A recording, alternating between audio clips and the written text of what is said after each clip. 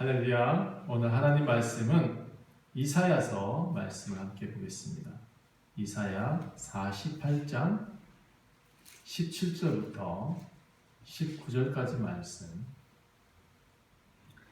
이사야 48장 17절부터 19절 말씀.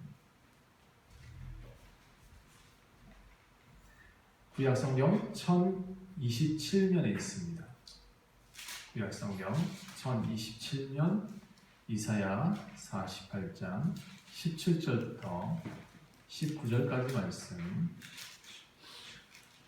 네, 주보에도 제가 기록해 놨습니다. 함께 같이 읽어보도록 하겠습니다.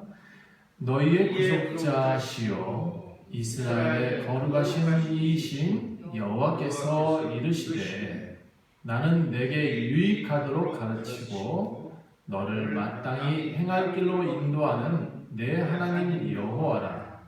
내가 나의 명령에 주의하였더라면 내 평강이 강과 같았겠고 내 공의가 바다 물결 같았을 것이며 내 자손이 모래 같았겠고 내 몸의 소생이 모래알 같아서 그의 이름이 내 앞에서 끊어지지 아니하였겠고 없어지지 아니하였으리라 하셨느니라.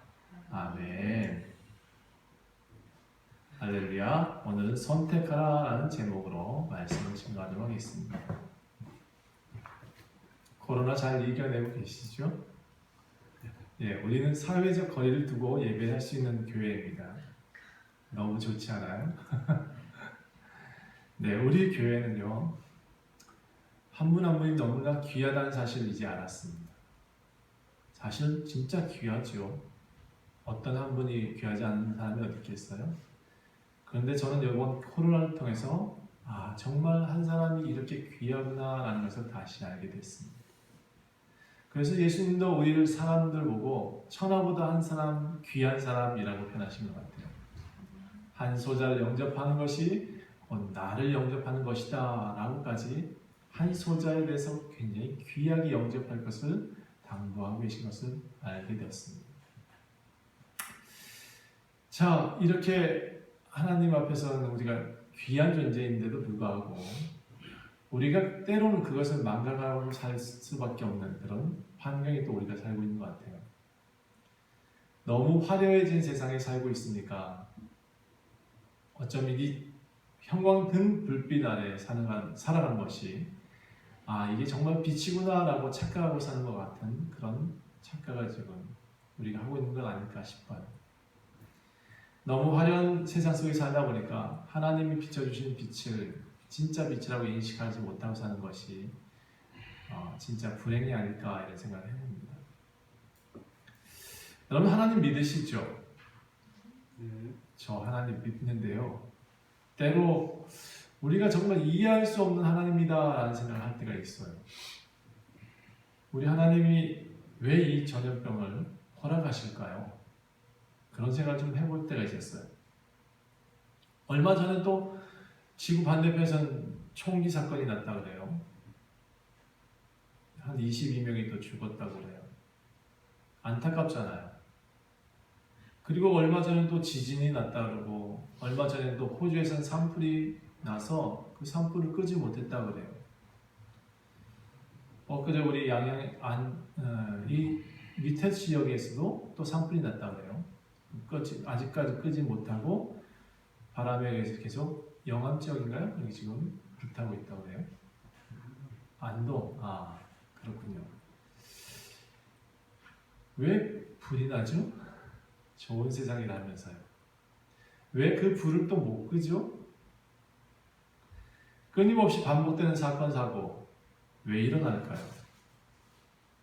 전 또 가까운 사람이 돌아가시거나 가까운 사람들이 이렇게 아프다는 소식 들으면 정말 힘들어요. 너무 힘들더라고요. 어떻게 해줄 수가 없으니까 더 힘들어요. 왜 이런 일이 일어날까? 도대체 우리가 할 수 있는 일이 뭘까? 내가 할 수 있는 일이 뭘까? 그렇게 물을 때가 많아요. 하나님이 정말 살아계신다면 왜 이런 일이 자꾸 반복되는 걸까요? 가끔 저도 이렇게 물어봐요. 하나님 왜 이런 일이 계속 지속되고 있는 건가요? 솔직히 저는 이런 사건, 사고 정확히 왜 일어나는지 잘 모릅니다. 모르는 걸 모른다는 게 정직이라고 하더라고요. 그래서 저 솔직히 말씀드리기를 왜 이런 사건, 사고가 계속 일어나는지 잘 모르겠어요. 그런 소식이 들릴 때마다 저는 항상 말을 뱉어내진 않아요. 마음속 한구석에서 항상 질문을 해요. 이번엔 또 왜 그러시나요? 이번엔 또 왜 그러셨어요? 혹시 또 우리가 뭐 잘못했나요? 아니, 딴 사람이 다치고 딴 사람이 아픈데 괜히 이런 생각이 드는 거 있죠. 마치 요나의 뱃속에 배를 타고 가던 요나의 모습처럼 이건 내가 잘못한 거 아닐까? 그런 자책감이 들 때가 있어요. 제가 엎드려서 하나님 잘못했습니다 라고 먼저 회개하게 되는 것 같아요. 목사가 된 이후로 저는 하나님을 한 번도 원망해 본 적이 없는 것 같아요. 원망은 아니고 질문은 좀 많이 했어요. 근데 원망은 안 했어요. 한 번도. 저를 핍박하는 사람도 있었습니다. 사실 대꾸 안 했어요. 저와 싸우고자 다가가는 사람도 있었을 것 같아요. 아직까지 그렇게 싸워본 적이 없습니다. 근데 그런 사람들이 오면 도리어 제가 그들과 싸움을 안 하려고 피했던 것 같아요. 지금까지는 그렇게 살아왔어요. 어떤 사람이 저를 저주했어요. 그래도 저는 그 사람에 대해서 담담했던 것 같아요. 지난 세월 돌아보니까 참 많은 사건, 사고들이 어제 좀 설교 준비하면서 생각해 봤더니 여러 건이 있었더라고요. 제 삶 속에서. 세월호 사건도 있었고, 그 전에 어떤 사건들도 있었고, 저희 집안에서도 일어났었고, 저희 사촌형도 갑자기 심장마비로 돌아가실 때도 있었고, 제 주변에 참 안타깝게도 저와 함께 가장 친했던 친구도 49살 올해 초에 돌아가시기도 하고, 제가 또 뭘 잘못했을까요? 그때마다 전 물어요. 이렇게 지난 세월을 돌아보니까 사건, 사고들이 많이 있었습니다. 그럼에도 사실 그런 사건이 일어날 때마다 저는 하나님께 원망해보진 않았어요. 무슨 뜻이 있으려니 이렇게 생각을 했었습니다. 제가 꽃길만 걸어온 것 같진 않아요. 돌아보니까 고생도 계속해왔고 여전히 고단함도 있었고, 그 고단한 삶은 언제나 삶의 고단함의 진행형을 이어졌지 완성으로 이제 짠하고 해 뜰 날 이렇게 진행된 적은 없었던 것 같아요. 아주 가끔씩 너무 힘들 때는, 또 너무 경제적으로 힘겨울 때는 이렇게 물어본 적은 있어요. 하나님 왜까지, 하나님 왜라는 단어까지만 얘기했어요. 여러분, 설교니까 지금 말씀드리는 거지 하나님께 하는 얘기 아닙니다. 저는 하나님께 왜라는 단어밖에 가끔 얘기할 때가 있지만 왜 나를 이렇게 어렵게 하시니까 라고 원망해 본 적은 한 번도 없어요. 하나님 왜 하고 여기 앞에까지 나왔다가 꿀꺽 삼켜버립니다. 제가 분명히 한 가지 아는 게 있습니다. 여지까지 이제 30세 이후부터 목회를 해왔기 때문에, 제가 지금 현재 49인데 이렇게 한 20여 년 가까이 이제 교회 생활을 했었죠. 지휘자로 4년 이상 있었습니다. 한 25년 정도 가까이 돼가는 것 같아요. 지금 이제 교회와 함께 생활해 온 지가. 근데 그 과정 속에서 제가 이제까지 이렇게 목회를 하게 하신 것까지 돌아보면 모든 상황 속에서 어려움과 힘겨움은 있었어요. 매년마다. 그런데 그 매년마다 그 힘겨움에 제가 져본 적은 없어요. 어려움이 생기면 그 어려움을 저는 어떻게든 이겨내려고 한 걸음씩 더 나갔던 것 같아요. 바람이 불면 그 바람에 지쳐서 넘어지는 게 아니라 그 바람을 밀려고 뭔가 나도 준비 태세를 취했고, 그리고 이 바람과 함께 싸우리라 하는 그런 의지가 한 번도 꺾여본 적이 없는 것 같아요. 가끔 제가 노숙인들 보거든요. 가끔은 또 어떤 사람과 교회에 오신 분들하고 대화를 해보면 상처가 참 많고 뭔가 큰 데미지를 입어서 정신적인 문제도 있고 그런 분들 계셔요. 그런 분들한테 교회에 오세요라고 하는데 역시 오늘도 교회를 안 나오시네요. 그런 분들이 교회에 오셔서 회복되면 참 좋겠는데 그 사랑을 제대로 경험하지 못하고 그 데미지에 넘어지는 경우를 많이 봤어요. 데미지에 넘어지고 나면 제가 보니까 혼자 갇히더라고요. 그런 사람들의 공통점은 공동체의 무리 속에 잘 안 들어와요. 도리어 혼자 갇혀요. 종종 여기에 저는 이 동네에도 가끔 경찰차들이 한 두세 대 그리고 과학수사연구원들이 지나가는 걸 봐요. 그럼 거기에 꼭 방호복을 입은 과학수사 요원들이 뭔가 자루를 하나씩 들고 나올 때가 있어요. 자세히 보면 독거노인들이나 독거인들이 돌아가셨다고 얘기를 하더라고요. 경찰이 와서 이 폐하의 과학수사연구소 사람들을 모셔서 검증하시고 데려가시고. 혼자 죽는 건 외롭지 않아요? 저는 정말 외로울 것 같아요. 그럴 바에야 그렇게 고통하지 말고 좀 무리 속에 들어오면 어떨까요? 교회로 들어오면 이렇게 좋은 교회 같으면 따뜻하게 맞아줄 수 있을 것 같은데 제가 보니까 우리 교회 성도들은 다 그런 사람들 보듬어줄 만한 마음이 있는 것 같거든요. 저는 큰 교회도 가봤어요. 근데 사실 큰 교회하고 저 지금 바꾸자라고 하면 저 안 바꿔요. 왜냐면 제가 지금 함께하고 있는 사람들이 큰 교회 100사람보다 낫거든요. 오늘 제가 은근히 우리 원주 좋은 교회 성도님들 자랑 좀 했습니다. 안 바꿀 거예요. 왜냐면 너무 저의 형제 같고 사랑스러운 사람들이고 또 그런 사람들을 받아줄 만한 분들이시고 큰 교회 갔더니 그런 게 잘 안 되대요.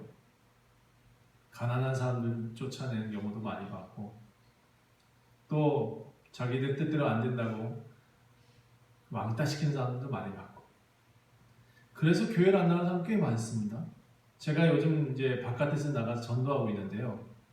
공교롭게도 그렇게 교회에서 상처받은 사람이 너무나 많습니다. 어쩌다 여기까지 왔죠? 제가 분명히 아는 건 한 가지가 있습니다. 이런 고통과 슬픔과 어려움들이 계속 반복된다 할지라도 이상하게 그것이 그런 상황 속에서 저는 지켜주셨어요. 그리고 저의 함께하는 몇몇 사람들은 하나님이 다 지켜주시고 계신 것 같아요. 그리고 심지어 어떤 이가 돌아가셨다 할지라도 그 가정에 평화를 깨신 적이 한 번도 없어요. 저는 그걸 봐요. 누가 돌아가셨다 할지라도 그 가정 속에서 무너지거나 그 가정들이 쓰러지는 경우를 본 적이 없어요. 제가 함께하는 사람들의 경우에 이게 도대체 무슨 일일까? 예수 믿는 사람들에게 이 상황들이 누구는 아프지 않고 누구는 고통이 없고 누구는 지진이 없는 게 아니거든요. 그런데 왜 이런 상황 속에도 어떤 이들은 행복하고 어떤 이들은 밝게 웃고 때로 어떤 이들은 그 죽음도 받아들이면서 감사로 여길까요? 저는 분명히 이제 이해하고 있는 것이 있습니다. 이제 이만큼 신앙생활을 하면서 성경도 많이 보면서 하나님과의 관계도 많이 회복하면서 그 말이 맞을 것 같아요. 하나님과의 관계를 많이 회복하면서부터 하나님과의 대화를 많이 했겠죠. 그러면서 뭔가 느꼈던 것 한 가지는 아무리 많은 고통과 아무리 많은 환난과 아무리 많은 핍박이 온다 해도 제 안에 평화를 깨지 못하더라. 그리고 또 하나님께서 나와 함께 하신다라는 그 믿음이 없어지지 않더라고요. 내가 다쳤어. 그때는 내가 자동차 사고가 누가 났어. 그럴 그렇다 할지라도 제게는 그런 거부감이 없어요. 하나님이 왜 이렇게 하셨습니까 하고 화를 낸 적이 없다니까요. 제가 잘나서 그런 게 아니고요. 이상하게 그런 마음이 사라졌어요. 싸우고 싶은 마음이 없어요. 하나님과. 제가 분명히 아는 것은 그가 분명히 우리 모든 인류를 사랑하신다는 겁니다. 언제까지? 끝까지. 어떤 상황 속에서도 그는 우리를 사랑하고 계신다는 겁니다. 제가 성경에 있는 여러 가지 사례와 여러 가지 하나님께서 하신 엄포와 여러 가지 슬픔의 역사들을 기록을 뒤져보면요. 그게 꼭 하나님께서 그렇게 하시겠다라고 하는 것보다 그렇게 안 하시는 경우가 더 많았어요. 근데 그렇게 하시겠다고 말을 했어요. 그리고 많은 사람들이 거기에 벌벌 떨게 만드셨어요. 구약 성경이 대부분 그렇게 되어져 있습니다. 이사야서도 마찬가지고요. 그런데 그 가운데 항상 뒤쪽 부분에는 내가 너와 함께한다 라고 하는 이야기를 계속하세요. 내가 너를 도우리라 라는 말을 계속하세요. 제가 사실 요즘에 힘들었던 것은 코로나 때문에 힘든 게 아니었어요. 10주간 우리 사랑하는 사람들을 못 보니까 그게 너무 힘들더라고요. 내가 보고 싶은 사람들이 주일날 봐야 되는데 못 보니까 그게 더 안달이 나요. 동영상 예배를 드리다 보니까 저 동영상 찍는 기계랑 너무 친하게 될까봐 그게 더 불안했습니다. 성경에 이런 표현이 있습니다. 예수를 안 믿는 아무리 떠들어도 사람들이 안 오거든 돌한테 가서 설교를 하래요. 무슨 얘기냐? 마태복음 3장에 있는 얘기인데 좀 이렇게 변해서 바꿔서 제가 말씀드린 거예요. 돌들이 일어나서 구원을 받을 거다 이렇게 표현하고 있습니다. 목회자는 계속 떠들어야 되거든요. 어디 가서나 주의 말씀을 전해야 됩니다. 전 나가면 계속 하나님 말씀 전하고 다닙니다. 뭘 하든지 예수님에 대한 이야기를 꼭 하죠. 사람들이 안 들으면 전 돌한테 갈 겁니다. 사람들이 안 들으면 동물한테 갈 겁니다. 동물들은 어떻게 그렇게 사람 말을 잘 들어주는지. 그래서 제가 부탁하는 건데요. 주의 말씀 들으려고 하십시오. 평상시에도 그렇고. 제가 이렇게 앞에서 말하지 않아도 저보다 더 많은 말씀을 듣는 분들이 우리 성도들이라고 생각합니다. 우리 성도님들이 저한테도 가르쳐 주시니까 너무 그렇습니다. 정말 많이 보고 싶었어요. 정말 많이 보고 싶었어요. 가족이 아니면 이렇게 보고 싶을까 이런 생각도 해봤습니다. 아마 성도님들 같으면 저는 별로 보고 싶지 않았을 것 같은데 저희 형제와 가족이니까 더 보고 싶었다 이렇게 말씀드리고 싶어요. 자, 아까 성경의 역사적인 내용들 중에서 여러 가지 내용들이 성경에 기록되어 있는데 창세기에도 그렇고 요한계시록까지 다 보면 중간중간에 전쟁과 기근에 대한 이야기, 전염병이 온다는 이야기, 재난이 있었다는 이야기, 또 사람을 많이 구렁텅이에 집어넣었다는 이야기, 수많은 재앙이 성경 안에 기록되어 있습니다. 그 성경에 기록되어 있는 재앙의 원인은 하나님한테 있지 않았습니다. 그 원인은 무조건 다 우리 사람에게 있더라. 하나님께서 약속을 하셨죠. 내가 바다의 모래와 같이 번성하게 하고 번성케 하겠다. 내가 너를 복주고 복주했다. 아브라함한테 하신 약속, 너는 믿기만 하면 그 아브라함의 약속을 다 너에게 주겠다. 이렇게 약속을 했는데 매번 우리가 하나님을 거부했습니다. 우리가 우리의 환경을 더 좋다고 말을 했고요. 우리가 믿는 신을 더 나무 깎아서 믿었고 돌에 대해 절을 했지. 그래서 온 모든 재앙에 대해서 우리가 원망할 수 있는 조건이 저는 찾아볼 수 없었습니다. 혹시 여러분 사람이 잘못했는데 하나님이 벌을 내리셨다 하는 장면이 있거든. 저한테 좀 알려주십시오. 제가 본 성경 속에서는 하나님이 우리를 먼저 벌하시는 경우가 없었다고 저는 믿습니다. 저는 사실 이 코로나보다 우리가 함께 예배 드리지 못하는 것이 더 큰 재앙으로 느껴졌습니다. 물론 저의 입장이죠. 저의 입장입니다. 우리 성도님들을 절대로 저는 보호하기 위해서 일부러 10주간 이상 예배를 우리가 안 했잖아요. 그렇죠? 동영상 예배를 대체합니다라고 제가 항상 공지하면서 함께 모이지 않았습니다. 그럼에도 제 입장에서는 우리 성도님들 함께 모이지 못하는 그것이 너무나 큰 재앙처럼 느껴졌습니다.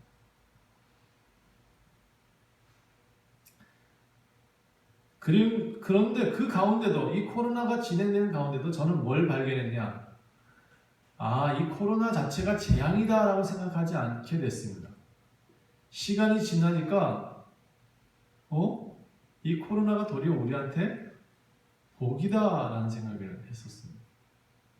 제가 좀 미친 거죠. 제가 좀 이상한 거죠. 코로나가 지나고 보니까 복이더라고요. 예. 자세히 살펴보니까 만약에 신천지 같은 이단에서 집단 발발이 안 일어났으면 어떻게 될까요? 한국도 어쩌면 일본처럼 한참 있다가 뭔가 조치를 시작할 것 같아요. 미국처럼 때를 늦었죠. 이탈리아처럼 유럽처럼 지금 많은 때를 늦었습니다. 그런 다음에 뭔가 조치하려니까 의사들이 이탈리아 의사들, 유럽 의사들, 미국 의사들 다 울고 있습니다. 자기들이 어떻게 할 수가 없대요. 어떻게 할 수가 없어서 그냥 표딱지 붙이는 거예요. 살 사람, 죽을 사람. 얼마나 불행한 거예요. 그렇죠? 그렇게까지 확대되지 않았으니까. 근데 만약에 집단 발발이 없었다 그러면 우리나라도 그렇게 되지 않았을까라는 생각을 해본 거예요.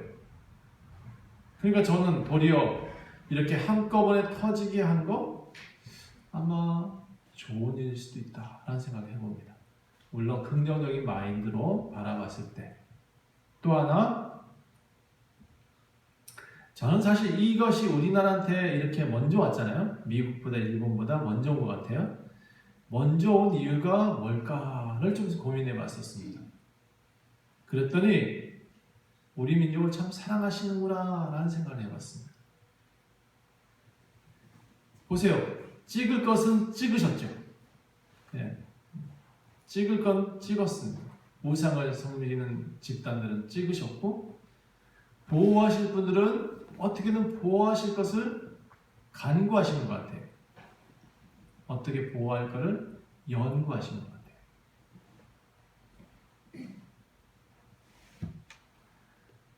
우리가 만약에 계속 모였더라면, 교회에서 계속 모였더라면 어떻게 됐을까요? 교회에서 코로나 상관 안 하고 저기 어떤 분처럼 계속 모여라 라고 하면서 억지로 교회에 모였었다면 어떻게 됐을까요? 우리 교회들마다 확산이 됐겠죠. 그러니까 우리는 분명히 그 상황을 통해서 우리가 보호받았다라고 느낀다 그러면 감사의 조건도 될 수 있다라는 생각을 해봅니다. 저는 친문정부는 아닙니다. 문정부를 옹호하는 사람도 아닙니다. 그렇다고 전광훈 편도 아닙니다. 황교안 대표의 당도 응원하는 사람은 아닙니다. 저는 무당입니다. 아이고, 무당이라 큰일 났네. 무당? 네, 당을 가지지 않았습니다. 한 번도 당을 가진 사람과 사인하거나 그런 적이 한 번도 없습니다. 저는 아직까지 그렇게 정치에 대해서 얘기해본 적이 없습니다. 저는 당이 있다 그러면 예수당입니다. 오직 예수님만 전하는 당입니다. 나라가 어떻게 바뀌든 간에 상관없습니다. 그냥 예수당입니다. 제가 아는 것은 하나님 나라 당입니다. 예, 하나님 나라의 모든 사람들은 야당도 없고 여당도 없습니다. 그냥 하나님의 백성들과 형제 자매만 있지요. 여러분, 근데 제가 이 코로나 아무것도 아니다라고 하는 입장의 또 한 가지 이유는 사실은 5만 명 정도가 죽었다 그래요. 전 세계에서. 이 코로나를 무시해서 그런 게 아니고요. 만약 이대로 그냥 놔두면 더 많은 이들이 죽게 될 거예요. 그러니까 정치적으로 어떻게든 또는 모든 사람이 함께 협력해서 이겨내야 될 질병은 분명히 맞습니다. 근데 아직까지 봐서 이 숫자를 봐서는요, 전 세계의 숫자에 죽을 만한 인구만 죽었어요. 그 얘기 무슨 얘기냐면 교통사고로 2018년 통계인데 135만 명이 한 해 죽습니다. 그럼 무슨 얘기냐면 2초당 한 명씩 교통사고로 사망한다는 얘기입니다. 이건 통계로 정해져 있는 얘기고요. 2020년에 얼마나 많은 사람이 죽어가는지 정확히 모릅니다.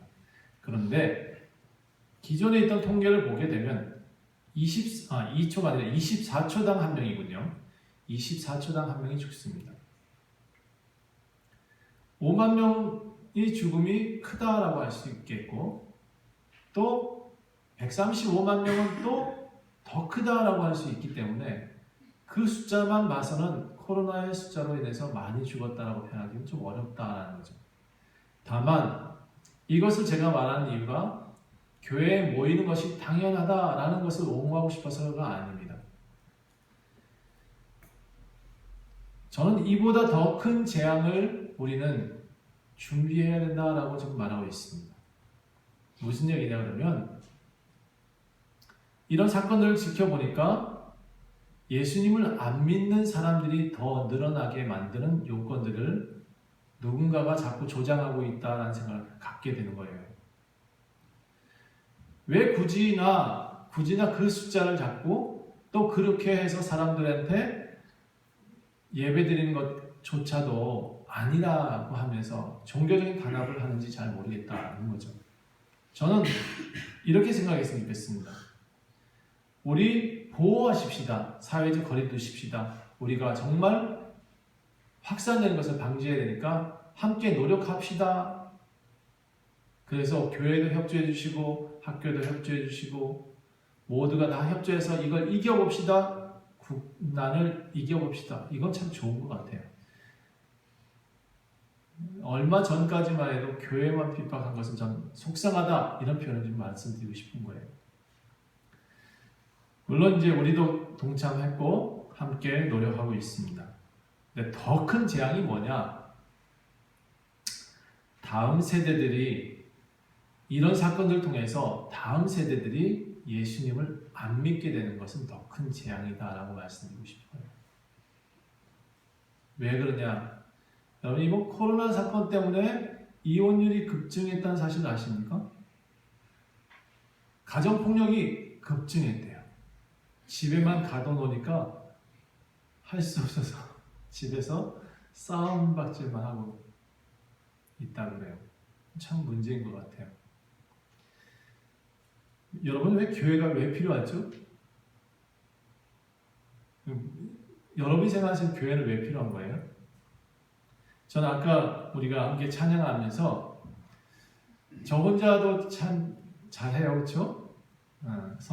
했으니까 노래 참 잘하게 들릴 수 있습니다. 그런데 저희 자녀들과 함께 한 분은 가온 치고 한 분은 피아노 치고 한 분은 찬양을 같이 따라하고 하는데 4-5 사람이 모여도 너무 아름다운 거예요.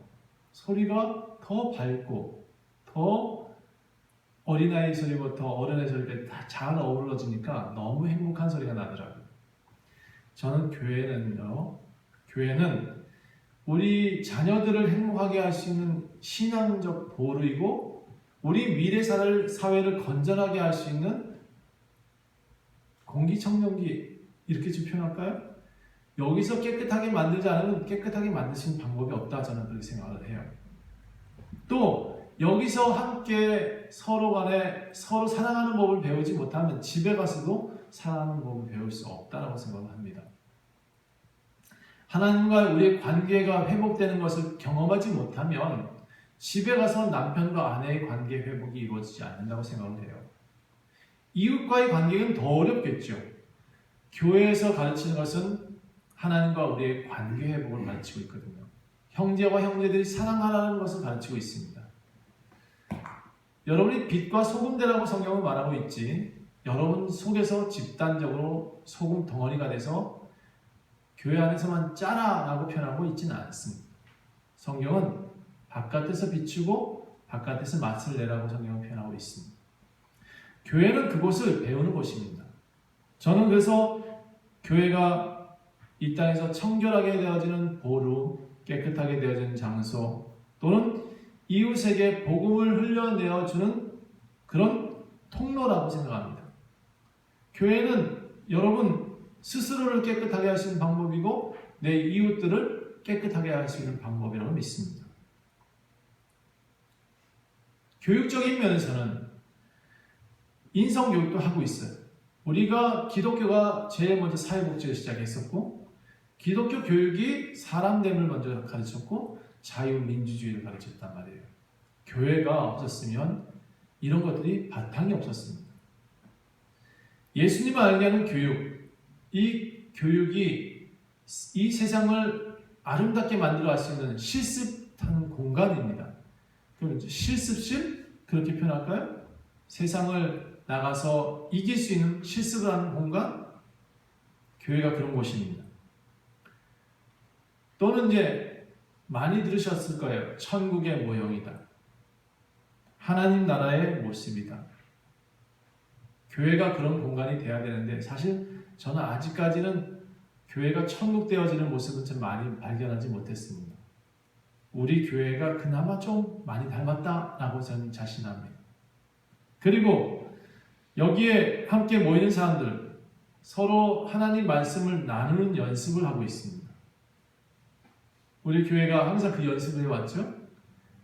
느꼈던 말씀을 전하고 우리가 일주일간 받았던 말씀을 전하고 또 격려하고 힘을 얻게 하는 말씀들을 전하는 것을 우리는 해왔습니다. 우리 교회는 그래서 저는 굉장히 좋은 하나님 나라에 속한 교회다라고 믿습니다. 좋은 장로님도 계시고 좋은 집사님도 계시고 함께 가족같이 지켜왔던 가족들도 계시고 저는 우리 교회가 참 좋은 교회라고 생각합니다. 여러분, 이 교회가 가장 중요하게 전해야 될 유산이 뭐냐 그러면 여러분의 공동의 재산이기도 하고 여러분 이 교회는 또 여러분의 것이 되기도 해야 됩니다. 교회에서 나가는 모든 것들이 여러분 것이고 교회에서 이루어지는 모든 것들이 여러분이 만들어낸 것이 되어야 되죠.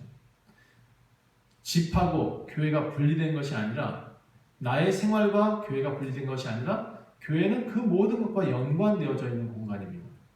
그래서 굉장히 중요한 곳이죠. 우리는 교회가 모든 것의 통로일 수밖에 없습니다. 그 통로 속에서 우리는 세상과 다른 방법을 찾습니다. 그 통로 속에서 우리는 하나님과의 만남과 힘을 얻기도 하고 때로는 용기를 얻기도 하는 공간이 되어야 됩니다. 이 교회는 굉장히 놀라운 기능들을 하고 있습니다. 제가 공기청정기 이렇게 표현했어요. 새롭게 샘솟게 만드는 샘물, 어떤 분은 그렇게 표현하고 있습니다. 그런데 이 교회에 모임이 점점 줄어든다? 그럼 저는 그것이 재앙이다라고 생각을 하는 거죠. 앞으로 우리 후세대들이 모일 수 있는 만한 그런 마인드가 없는 교회다? 그거는 정말 재앙인 교회죠. 그건 집단화되어지는 거죠. 그래서 오늘 제가 이렇게 하나님이 경고하신 몇 가지 내용들을 먼저 설명하고 이사야에 있는 내용들 가운데 이런 글이 있어요. 먼저 경고성의 글을 말씀하고 계십니다. 너희 패역한 자들아, 이 일을 기억하고 장부가 되어라. 이 일을 너희 마음에 두어라. 너희는 옛적 일을 기억해라. 나는 하나님이다. 나 외에 다른 이가 없다. 내가 시초부터 종말까지 다 알려줬고 아직 이루지 아니한 일들을 옛적부터 보여주고 있는데 나의 뜻은 분명히 이루어질 것이고 나의 모든 기뻐하는 것도 이룰 것이다. 내가 동쪽에 사나운 날짐승을 보낼 것이고 먼 나라에서 나의 뜻을 이룰 사람도 부를 것이다. 내가 말하였으니 반드시 이룰 것이고 내가 계획했으니 반드시 시행할 것이다. 여러분 이게 이사야서에 있는 기록들입니다. 패역한 사람들에게는 경고와 재앙을 전하고 계시고요. 그리고 하나님을 믿지 않는 백성들에게는 그들은 하나님이 이렇게 또 말씀하십니다. 자, 47장 8절 보실까요? 사치하고 평안히 지내려는 현대인들아. 제가 이렇게 표현할게요. 사치에 빠지고 평안히 살려는 사람들이요. 마음에 이르기를 하나님이 무슨 소용이 있어? 나뿐이다. 나 혼자 있으면 되지. 내가 신이고 내 주먹을 믿어라 하는 사람들이요. 그리고 또 이렇게 말하죠. 나는 과부로 지낼 일이 별로 없을 거야. 나는 자녀를 잃어버릴 일도 전혀 없을 거야. 그런 사람들한테 하나님이 이렇게 말씀하십니다. 너는 이제 들어라. 한날에 갑자기 과부가 될 것이고 자녀도 잃어버릴 것이다. 그런데 이 두 가지 일이 한꺼번에 일어날 것이다. 내가 아무리 많은 jut을 무당한 데 찾아가봐. 그래 열심히 jut을 외워봐. 그래도 소용이 없을 것이다. 이런 일들은 반드시 너한테는 일어날 것이다. 내가 악을 의지한다고 그래. 스스로 이르기는 나를 보는 자가 없다 라고 그렇게 얼굴을 가린다고 그래. 그러므로 너의 지혜가 너의 지식이 너를 유혹하고 있구나. 그래 너밖에 없다 그랬지. 이 세상에 나밖에 내 주먹밖에 믿을 사람이 없다 그랬지. 그렇게 말했지. 그래 내가 그러면 너한테 재앙을 한번 줘볼게. 이렇게 말씀하십니다. 여러분 제가 가장 두려워하는 사람이 누군지 아세요? 하나님을 두려워하진 않아죠. 그런데 이런 사람이 굉장히 두렵습니다. 나만 믿어야 된대. 내 주먹을 믿으래. 이런 사람은 되게 두렵습니다. 저는 깡패도 두려워하지 않는데 그렇게 말해요. 내가 누군데 하는 사람이 굉장히 두렵습니다. 여러분 자신을 의지하는 사람처럼 가장 어리석은 사람이 없다고 성경은 말하고 있는 겁니다. 우리 현대인들의 제가 지금 솔로들 많이 있거든요. 혼자 산다 그래요. 돈만 벌겠다 그래요. 생각해 보십시오. 그러려면 왜 태어났냐고. 혼자 살고 혼자 먹고 혼자 여행 다닐 거면 왜 태어났을까? 왜 태어났죠 걔들? 한번 생각해 보세요. 나는 46, 47 넘어가도 장가 안 가는 사람, 시집 안 가는 사람들한테 조금 화나 있어요. 당신들은 왜 혼자 사냐고. 왜 돈벌이를 그렇게 돈만 벌고 사냐고. 그건 아닌 것 같거든요, 저는. 그리고 본인들이 이렇게 말해요. 난 하나님도 안 믿는데요. 그런데 통계적으로 혼자 사는 사람들이 빨리 죽습니다. 예. 혼자 사는 사람들이 심장마비가 오는데 옆에서 돌봐줄 사람이 없습니다. 그래서 죽는데요. 그래서 50대 사망률이 가장 많을 때 보면 독거하시는 분들이 많이 죽습니다. 거기다가 예를 들어서 좀 정신적인 데미지가 입었다? 그래서 우울증이 깊다? 그럼 자살률이 굉장히 커진답니다. 여러분 제가 지금 아까도 말씀드렸듯이 왜 교회에 자꾸 모여야 합니다 라고 말하냐면 여기는 푸는 곳이에요. 여기는 나누는 곳이에요. 여기는 무언가를 치료하는 곳입니다. 육체를 치료한다? 전 자신할 수 없습니다. 저는 그렇게 이적과 기적을 베풀 능력이 없는 것 같아요. 그런데 한 가지 자신하는 것은 하나님 말씀이 사람을 살린다라는 것은 분명합니다. 어떤 사람이 죽어가는데 제가 하나님 말씀을 전했더니 기쁘게 나갔어요. 그럼 그 사람이 살더라고요. 우리가 병드는 이유가 몸이 병들어서 사람이 죽는 경우는 없습니다. 몸이 병들었는데 나를 스스로 포기할 때 죽더라고요. 그래서 여러분 이겨내십시오. 어떻게든 교회 와서 이겨내시고 함께 나눠서 이겨내시고 이 코로나도 우리 모여서 이겨내실 수 있는 방안들을 연구하시고 이겨내셔야 됩니다. 혼자 집에서 끙끙하지 말고 혼자 살지 말고 혼자 외롭게 지내지 말고 교회로 나오십시오. 교회는 이런 재앙을 이겨낼 수 있는 아주 좋은 방법입니다. 저는 우리 나라가 돈은 많은 나라라고 생각합니다. 그런데 돈이 많아지다 보니까 이혼율도 굉장히 커졌다고 해요. 왜 돈이 많은데 이혼을 그렇게 많이 하죠? 왜 돈이 많고 좋고 잘 사는 나라가 됐는데 자살률은 1위가 됐죠? 강원도는 그나마 더합니다. 전국에서 강원도가 자살률 1위 도시입니다. 여러분 제가 원주 강원도 있잖아요. 그러니까 제가 방송하는데 이 말씀 들으면 다 교회 나오셔야 되거든요. 해결 방안이 혼자서는 안 된단 말이에요. 교회 나오세요. 나오셔서 같이 의논하고 같이 행복한 일들을 도모해야 됩니다. 어렵다고 혼자 있으면 더 어려워지지요. 저는 그렇게 믿습니다. 특히 강원도 도민 여러분, 제발 좀 교회 좀 나오세요. 여러분들이 지금 집에만 있으면 더 가난해진단 말이에요. 더 슬퍼지고 더 우울증에서 헤어날 수가 없다고요. 강원도에서는 정신과만 먹여 살리는 것 같아요. 여러분 교회 나오면 돈 안 내도 되잖아요. 정신과 비용 안 내도 됩니다. 목사님과 함께 대화하고 찬양하고 성도들과 함께 밥 같이 먹으면 그 정신병, 우울증 다 떠나갈 겁니다. 나오세요. 나오셔서 여러분 코로나보다 더 무서운 게 이 우울증이라는 거예요. 돈이 많아졌지만 상대적으로 빈곤한 나라가 대한민국이 되었습니다. 하나님께 예배하지 않으니까 이런 문제점이 더 커진다고 저는 믿습니다. 여러분 저는 목사라서 그런지 모르지만 그런 결론이 납니다. 함께 모이지 않는데 집에서 사는 사람들, 함께 모이지 않고 자기만 믿는 사람들, 아니 성경이 표현하고 있잖아요. 내 손을 믿으라고 나만 존재한다고 외치는 그런 사람들한테 하나님이 뭐라고 하냐면 너한테 재앙을 줄게 라고 말씀하고 있다는 사실을 꼭 기억하셔야 됩니다. 전 이번 코로나가 어디서 왔는지 어디로 가는지 잘 모르겠습니다.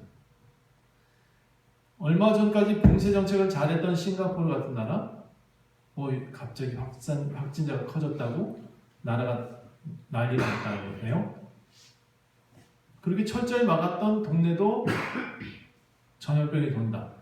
저는 이해가 안 가요. 이게 어디서 와서 어디까지 갈지가 좀 가늠이 안 됩니다. 네, 다시 말씀드리지만 저는 이 코로나보다 신앙인들이 같이 모이지 않는 것이 더 큰 재앙인 것 같다라는 말씀을 드리고 싶은 거예요. 자, 이제 우리가 해야 될 것이 예배라고 말씀드리고 싶습니다. 성경의 이 이사야 이제 본문 내용들을 정리해서 함께 말씀드리고 있으니까 여기서 이렇게 또 표현할게요. 48장 12절부터 이렇게 표현하고 있습니다. 야곱아, 내가 부른 이스라엘아, 내게 들어라. 나는 그다. 나는 처음이요, 나는 마지막이다. 내가 내 손이 땅의 기초를 내가 지었고 정했고 내 오른손이 하늘을 펼쳤다. 내가 그들을 부르면 그것들이 일제히 나한테 다 달려오고 선다. 너희는 다 모여서 들어라. 나 여호와가 사랑하는 자는 나의 기뻐하는 뜻을 바벨론에게 행하게 될 것이고 그의 팔이 갈대아인에게 임할 것이다.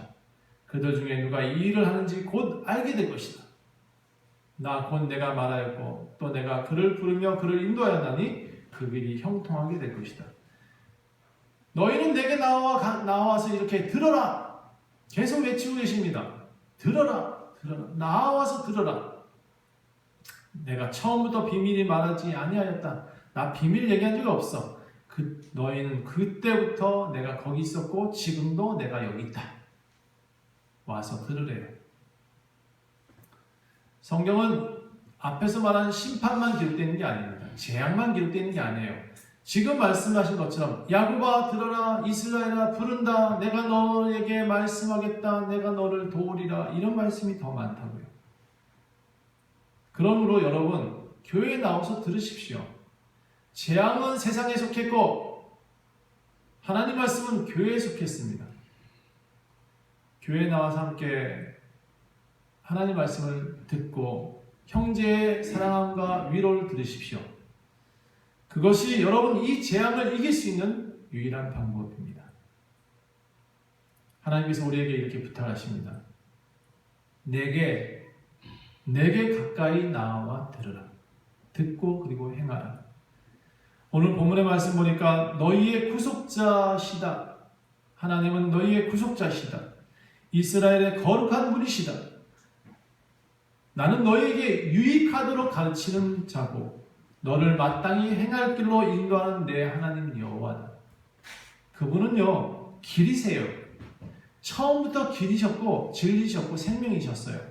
그분께 온 사람들한테 하나님은 보호하신다는 약속도 해주셨어요. 저는 이 코로나 사태에 있을 때 집 밖을 못 나갈 때 그런 생각이 들더라고요. 나 지금 6월절 양을 잡아먹은 것 같아. 나만 죽음이 넘어가는 것 같아. 그런 마음이 저한테는 들었습니다. 사실 이건 교만한 마음인 것 같아요. 6월절의 마음처럼 나는 안심할 수 있을 것 같아. 나는 그런 안심함이 저한테는 있었습니다. 이건 맹목적인 믿음일 수 있습니다. 여러분한테 다 똑같이 적용하라는 말은 아니고요. 그런데 분명한 것은 하나님은 이렇게 말씀하세요. 내게 나와 들어라.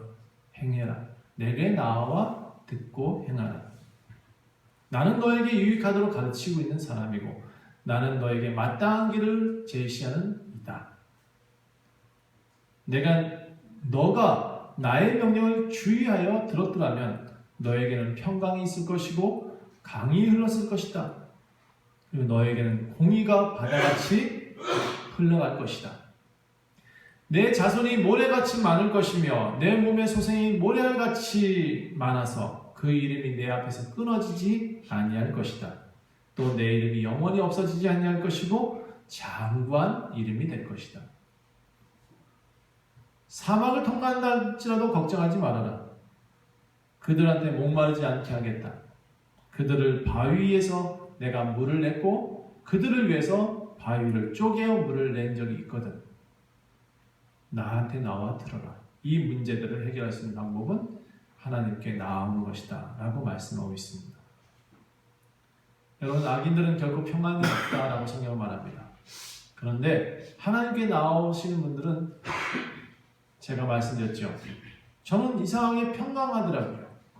코로나가 와도 누가 다치고 누가 전쟁이 나도 이상하게 저는 평안했습니다. 혹시 저한테도 제 아내가 50견이 왔었거든요.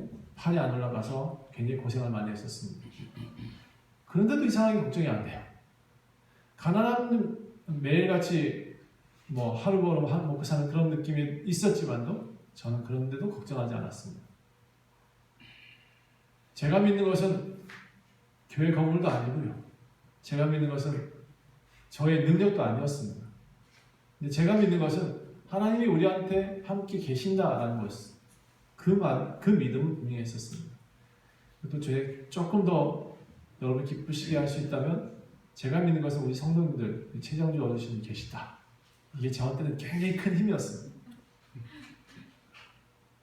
우리한테는 선화가 있고 우리한테는 형제자매가 있고 우리에게는 다 계시다. 한 분 한 분씩 다 우리 형님이 한 분 계시고 제가 자랑하거든요. 우리 형님이 한 분 계신데 아주 저하고 닮은 분이 멋있게 생긴 분 한 분 계시다고 자랑합니다. 저에겐 누나가 있고 저에게는 엄마 같은 분도 계시다. 우리 교회는 그런 곳이다. 여러분, 제가 오늘 원주 좋은 교회를 아주 자랑하고 있죠, 그렇죠? 여러분도 이제 교회에 나오십시오.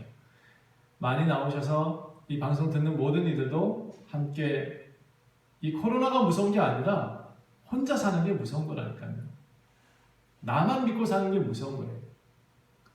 교회에 나오십시오. 함께 나오셔서 말씀 듣고 힘을 얻고 또 한 주간 이겨낼 수 있는 그런 삶을 다 같이 사시기를 부탁합니다. 기도하겠습니다. 하나님, 우리의 두려워할 것은 전염병이 아니요 우리 스스로 매이고 스스로 지옥에 들어가는 것입니다. 하나님, 우리가 두려워해야 될 것은 이 재앙이 아니요 우리가 사랑하지 못하는 것이 더욱 두려워해야 될 대상임을 알게 하옵소서. 이제 아버지 주님, 우리가 이 교회에 모여야 될 이유도 발견했사오니 더욱 열심히 모여서 주의 사랑을 나누고 많은 이들을 살리는 역할을 할 수 있는 주의 교회가 되게 하옵소서. 감사드리며 예수 그리스도의 이름으로 간절히 기도합니다. 아멘.